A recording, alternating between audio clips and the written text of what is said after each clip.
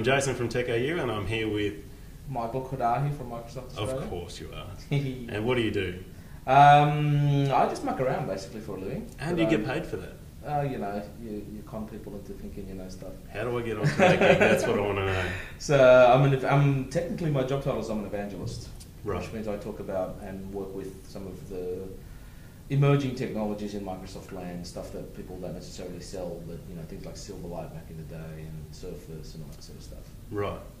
And August? So my name is August Olstrayas, and I'm a design manager at Microsoft. Very good. And you guys did the keynote at Tech.Ed this year? Well, I was the support act. Sure. That was the opening act. We're arguing about that today, actually. What's the whether being like second or first is the primary thing in a keynote. And so how do you guys feel that went? Positive feedback afterwards, or...? Tech.Ed is probably the toughest crowd you could do inside of a Microsoft, inside of the Microsoft land, because we've got about 3,000 people here at Tech.Ed. Keynote looked very full to me. Yeah. So I don't know what the exact number was, but it was close to everyone. I was surprised there were so many there, even though given it was on the Tuesday and sessions didn't really start till the Wednesday. So we didn't just randomly pick that. I think, so we looked at a few things. We looked at the idea that people always want more content. Effectively, everyone is here for the content. Yep. And putting the keynote on in the morning, where you kill literally 2 time slots times 16 or however many tracks it is. Yep. And then you think about the fact that it's in the Gold Coast and that people are kind of travel here anyway the day before, and they're just bumming around the Gold Coast for the night before. Well, why not put the keynote on the night before? Sounds good. And then put a whole bunch more. We've got like 30 extra sessions in there or whatever it is. Yeah. Because we were able, we were able to put the keynote in there before. We were a bit nervous about people just not knowing or not showing up. Yeah. No, it seemed to work out well. Anecdotally, it looked fuller than last year. Yeah. But it was quite chockers. Cool. So from attendance point of view, pretty happy. Yep. And how it went. So the challenging thing about Tech.Ed is the diversity. Everyone's there for different reasons. Everyone's there. You've got IT managers, you've got virtualization geeks, you've got developers, you've got people who work on the middle and on PCs. And how do you, from a content point of view, it's very good and deep, right? Mm-hmm. From a keynote, everyone inevitably says, well, there wasn't enough, blah. Yeah. So what we deliberately did, and one of the reasons we invited August around this time around is August is not particularly deep in anything that we do at Tech.Ed, right? August is kind of this... I noticed that during the keynote, it's very high level, sort of conceptual. You'd mentioned during the keynote that you'd worked on some new ideas in terms of natural user interface design applying to things like Surface and TouchSmart. There's probably 2 applications where people are probably familiar with getting hands-on with things, and maybe you want to speak a bit about that transition we're going through between a graphical user interface and a natural user interface. Okay, well, natural user interface is an interesting term for this kind of next phase that we're going through in interface design, but I'd say it's not entirely accurate. I think because people kind of take natural as a little too literally, where it's about doing things innately, and really it's not. It's I'd say naturally as a user interface is more appropriate. Yep. An example from everyday life of a natural user interface would be like the electronic sliding door, where you don't have to think about it, you just walk through it and it does its thing. So you do exactly what you would normally do with an everyday sort of door, but it's the technology that reacts to that action. Yeah. So it's more about technology fitting in with how we live rather than we having to learn how to use our technology. Exactly. Yeah. Exactly. So you worked on TouchSmart with HP. Yes. What was that like? Can you elaborate on how that came about or your involvement in that? So this was a precursor to the launch of Vista. Yep. And I have to say that working in the joint development program with HP was very exciting, because keep in mind that 4, 5, 6 years ago, all this stuff seemed like ancient history. Even though today every screen seems like you could touch it, at that time we knew that this would be something big and it would be something exciting. So it's great that you asked that, because now I'm I'm thinking about just the kind of excitement and the spirit of that collaboration. And I just look about, going into retail just as a regular consumer. Touch is, I would say that out of the 5 people that I know personally who have gone and bought a PC today, they've gone in and bought an all-in-one touch kind of, whether it's a HP or whatever it is. That touch in terms of computing is now just a given. It's now just, from a price point of view, it's just there, it's done. Look, for me personally, there's times where I, just unconsciously just go and touch the screen just because I'm kind of used to that now between a mobile device or a tablet or whatever, and just go and touch it. So, I'm sure more and more laptops are going to become, start to ship with that, but we've got unique devices like Surface, or maybe there's some other ideas that you guys have where NUI can be applied. Is there anything that perhaps you want to share about, like Surface, basically, how that's evolved or come on, or where it's being used and those type of things? Sure. Well, NUI isn't only touch, but it's kind of like with the sliding door example. It leverages any sort of everyday activity, so things like pens, things like in-air gestures. Michael, do you want to talk about the Connect demo during the Yeah, that's a perfect example of NUI. Oh, absolutely, right. So you're standing up and doing. I imagine everyone's seen Connect, and frankly speaking, if they haven't, nice. Seen Connect or played with Connect, they shouldn't be listening or watching this. True, you are correct. But it's a really good example. There's always big if they haven't. But it's a really good example of natural user interface being used in a very strategic commercial kind of sense, right? Yeah. Like we looked at gaming and looked at how big the gaming market is, and it's mostly guys our age. Let's keep it in that bracket. Yep. But kids are wanting to play games, and non-core hardcore gamers wanting to play games. And we looked at Connect and went, why don't we kind of break the barrier away and make it gaming far more natural, and then Connect gets born, right? So it's interesting that whether it's called a NUI, a natural user interface, or that the idea that once you break the interaction barrier into something that's far more natural, that commercially it just makes a lot of sense.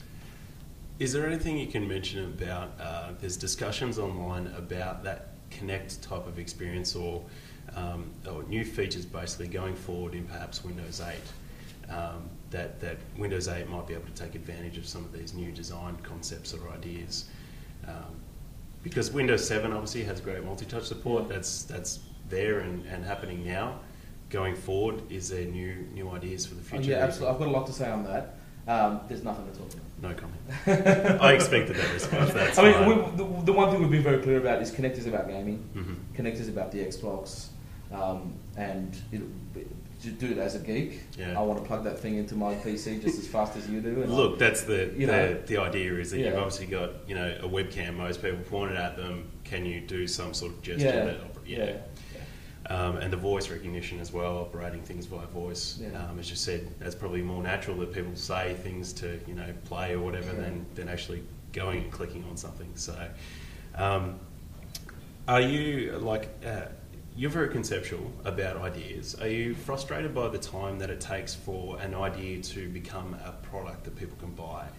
No, not at all. In fact, I think we're actually going very quickly and bringing things to product. Because historically, if you look at the evolution of the mouse, Douglas Engelbart invented it in 1963. And it wasn't until the 80s that it became a viable product. So if you think of that 20-year time span, the way we're bringing products to market today from the conceptual is much, much quicker. This is true. And do you think that's probably going to speed up over time? Oh, yeah. Oh, get out of here. This is the man that took 6 months. 6 months to do what? To design the Windows key. Nice, yes. It's not going fast enough. It's a key. Awesome. You press it. Nice. The Windows menu comes up. But it's not just the key, and by the way, it wasn't just me. There was right. Oh, well, it's a team of people. So it took a SWAT team of awesome people 6 months to design a key. Awesome. Multiply that out by a keyboard. Nice. In your time scale, we'd still be... No, but kind of like what I mentioned earlier, it's not just a key. I mean, it's a key. It's a design problem on the scale that is suitable to Microsoft, because as I mentioned, our team had to consider engineering standards and safety standards and environmental standards for pretty much every form factor of every keyboard, for every market that Microsoft serves, which is the world. Okay. So it's 5 days. So let me give you a specific example, which is there's a safety standard in Germany for the amount of light that can be reflected off of your keyboard into your eyes. Wow. And so we had to fine-tune the kind of finishes that could go on the key so that we met that safety standard. Right. So take that and multiply it by a million. all those. Yeah, and you could see why it took that long. Awesome.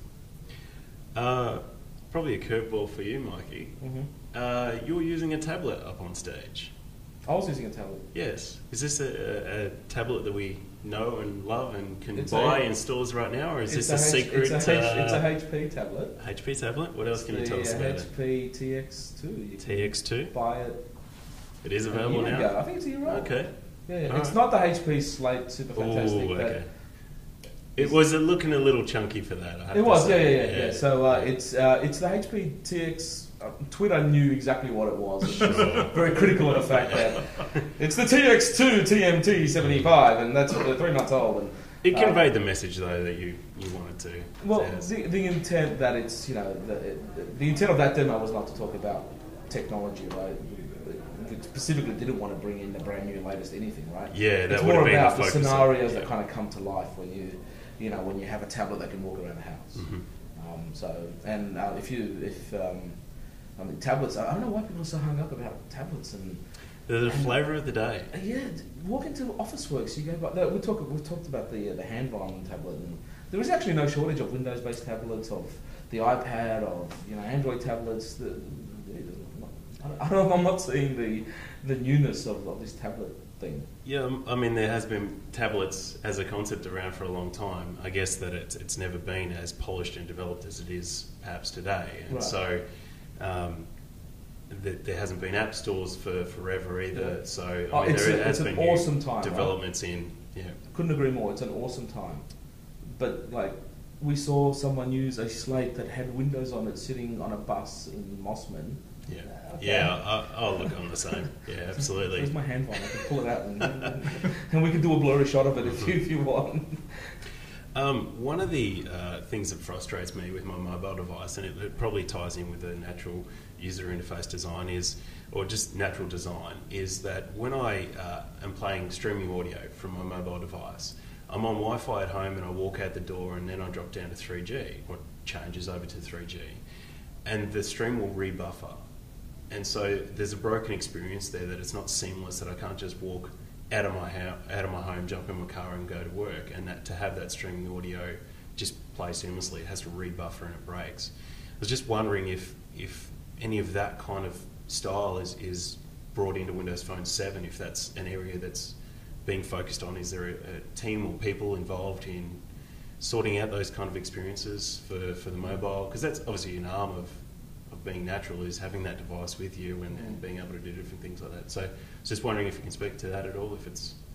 Personally, no. It's outside of my area. Okay. But what I can say, though, is maybe those kind of breaks might be a welcome thing. I can think of the downside of that scenario, where you have the soundtrack of your life that's constantly following you wherever you go. So it could be a give or take. Catch-22. Yeah. Absolutely. Do you guys have anything else you want to add or contribute?